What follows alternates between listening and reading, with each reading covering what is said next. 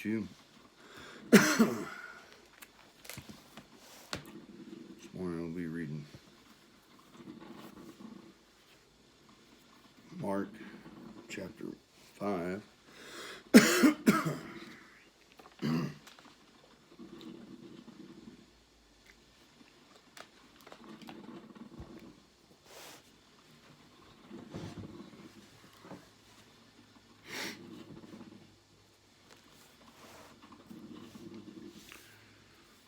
Everybody's having a good morning, and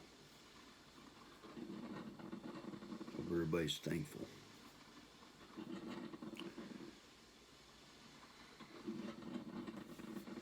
And yesterday, one of our neighbors' house and property burnt up,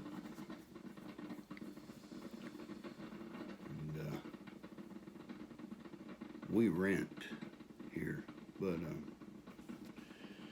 I'm thankful.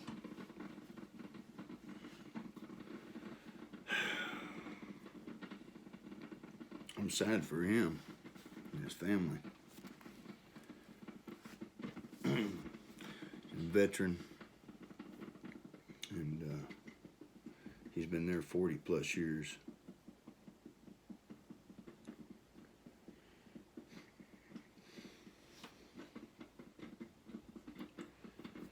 So be thankful always in all circumstances.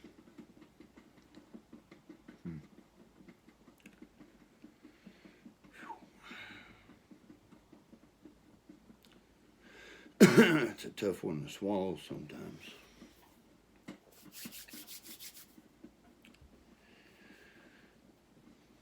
Let's eat.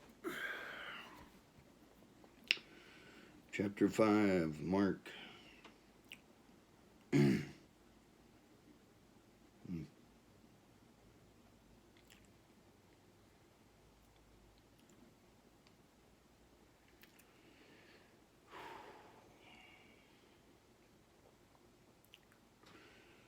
Then they came to the other side of the sea, to the country of the Gadarenes.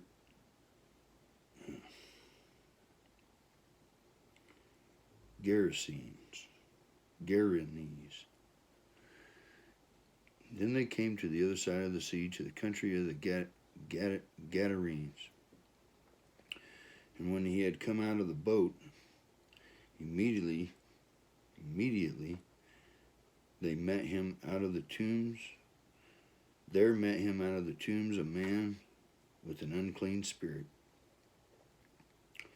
who had his dwelling among the tombs, and no one could bind him, not even with chains, because he had often been bound with shackles and chains, and the chains had been pulled apart by him, and the shackles broken in pieces. Neither could anyone tame him.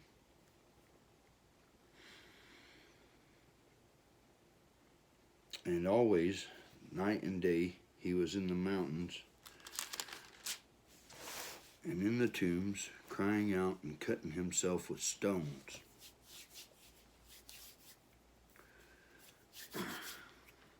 Hands hurt this morning. When he saw Jesus from afar, he ran and worshipped him. And he cried out with a loud voice and said, "What have I to do with you, Jesus, Son of the Most High God? I implore you by God that you do not torment me." For he said to him, "Come out of the man, unclean spirit." Then he asked him again, "What is your name?" And he answered, saying, "My name is Legion, for we are many." Also he begged him earnestly that he would not send them out of the country. Now a large herd of swine was feeding there near the mountains. So all the demons begged him, saying, "Send us to the swine, that we may enter them." And at once Jesus gave them permission. Then the unclean spirit went out and entered the swine. There were about 2,000. And the herd ran violently down the steep place into the sea, and drowned in the sea. So those who fled the swine fled. So those who fed the swine fled. And they told it in the city and in the country. And they went out to see what it was that had happened. Then they came to Jesus and saw the one who had been demon-possessed and had the legion, sitting and clothed in his right mind. And they were afraid.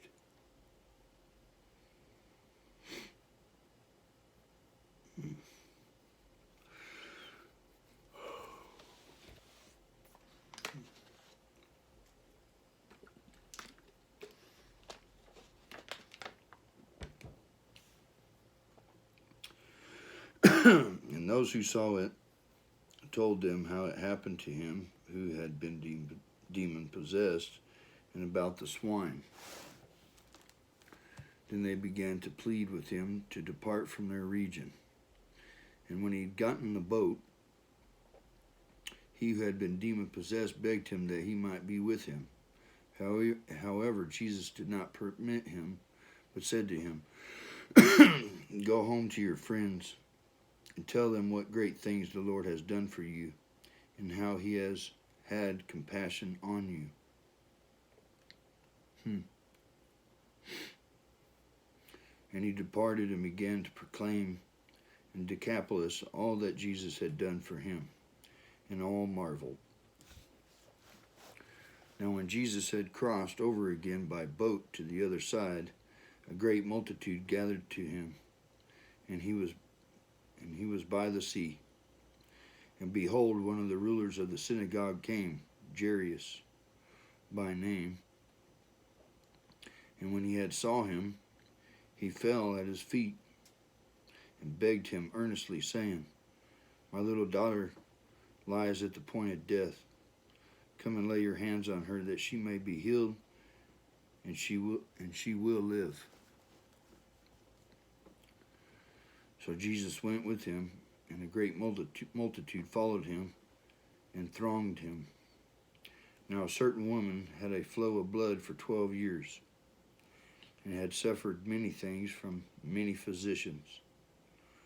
She had spent all that she had, and was no better, but rather grew worse.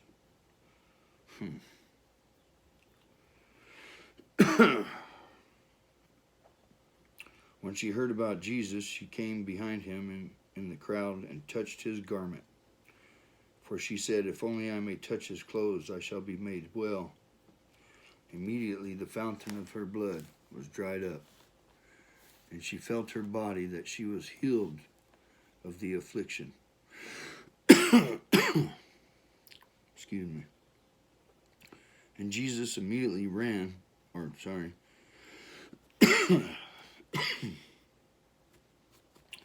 And Jesus, immediately knowing himself that power had gone out of him, turned around in the crowd and said, Who touched my clothes? But his disciples said to him, You see the multitude thronging you, and you say, Who touched me? And he looked around to see her who had done this thing. But the woman, fearing and trembling, knowing what had happened to her, came and fell down before him and told him the whole truth. And he said to her, Daughter, your faith has made you well. Go in peace and be healed of your affliction. While he was still speaking, some came from the ruler of the synagogue's house, who said, Your daughter is dead. Why trouble the teacher any further? As soon as Jesus heard the word that was spoken, he said to the ruler of the synagogue, Do not be afraid, only believe. And he permitted no one to follow him except Peter, James, and John, the brother of James. Then he came to the house of the ruler of the synagogue and saw a tumult, and those who wept and wailed loudly. When he came in, he said to them, Why make this commotion and weep? The child is not dead, but sleeping.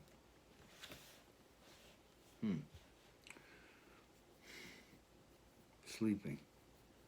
And they ridiculed him, but when he had put them all outside, he took the father and the mother of the child and those who were with him and entered where the child was lying. Then he took the child by the hand and said to her, Talitha Kumi. Talitha Kumi, which is translated, little girl, I say to you, arise. Talitha Kumi. Immediately the girl arose and walked, for she was 12 years of age, and they were overcome with great amazement. But he commanded them strictly that no one could know, and said that something should be given her to eat. It's again where he tells them not to tell anybody what he had done.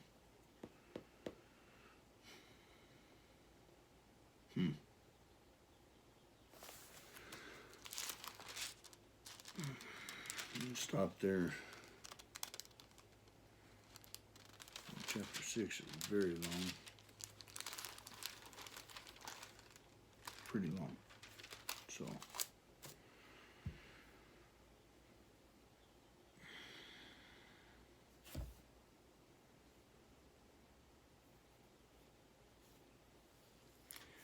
do not be afraid, only believe.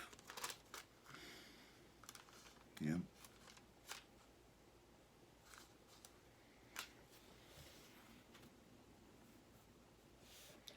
You guys have a blessed day. God over everything. Jesus forever, forever, Jesus. Jesus is my King. He is the King. Bye.